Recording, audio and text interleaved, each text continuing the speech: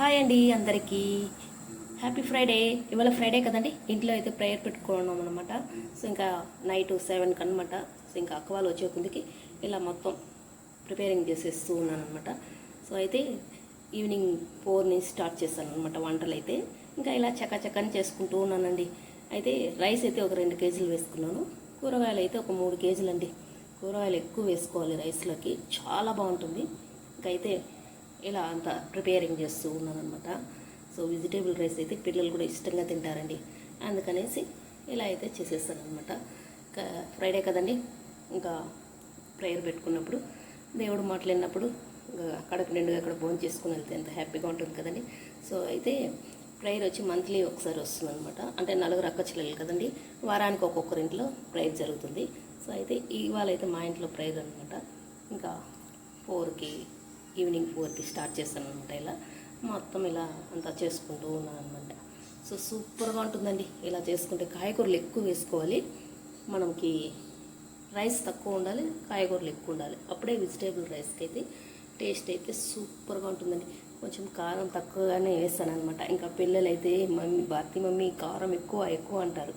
So ఇంకా అయితే అందుకని పిల్లల కోసం చాలా తక్కువగా కారం వేస్తాను అనమాట. అయితే నేను ఈ ప్రాసెస్ అయితే ఈ రైస్ ఎలా చేయాలో ప్రాసెస్ అయితే చెప్పలేదు.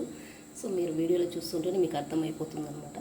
సో అయితే నేను బాస్మతి రైస్ అయితే తీసుకోలేదు, సోనా మసూరి రైస్ అయితే తీసుకున్నాను.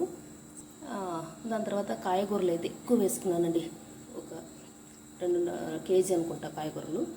సో అంతా అలా వేసుకొని ఇంకా రైతాకి అయితే ఇలా రెడీ చేసుకుంటూ ఉన్నాను అనమాట. ఈ రైస్కి అయితే రైతా అయితే చాలా బాగుంటుంది. ఇంకా కీరా తురుముకొని ఇలా అయితే రైతా చేస్తానమాట. కీరా కూడా చాలా మంచిది కదండి హెల్త్కి. ఇలా మనం రైతాలో కలిపేస్తామంటే పిల్లలు కూడా ఇష్టంగా తినేస్తారనమాట. రైస్ అయితే చాలా సూపర్గా వచ్చిందండి, చాలా టేస్ట్గా ఉండేది అనమాట. చివరగా అయితే మనం పుదీనా వచ్చి ఎప్పుడు కానీ రైస్లో ముందుగానే వేసేయకూడదు అనమాట. సో రైస్ అంతా ఇలా అయినాక నెయ్యి వేసుకొని పుదీనా చల్లుకొని అలా మూత పెట్టి దమ్ కట్టామంటే అబ్బబ్బబ్బా సూపర్గా ఉంటుంది అనమాట. అంత టేస్ట్గా ఉంటుందండి. నాకైతే చాలా బాగా వచ్చింది, చాలా రుచిగా కూడా ఉంది. చాలా హ్యాపీగా అందరూ తిన్నారండి. మంచిగా అయితే ప్రేయర్ కూడా అయింది. అందరూ కూడా భోజనం చేసుకుని కడుపు నిండగా చాలా అందరూ హ్యాపీగా వెళ్ళారండి. చెల్లెలు అయితే ఈరోజు రాలేదు, ఇంకా అక్క వాళ్ళే ఉన్నారనమాట ప్రేయర్కి. మామ అక్క అందరూ కూడా హ్యాపీగా తిన్నారండి. చూడండి ఎలా వచ్చిందో, దమ్ కట్టింది. సో సూపర్గా వచ్చిందండి. ఓకే అండి, నా వీడియో మీకు నచ్చితే లైక్ చేయండి, షేర్ చేయండి. నాకైతే ఒక అలవాటు అనమాట, వంట చేస్తూ ఉన్నప్పుడు కాఫీ తాగాలి.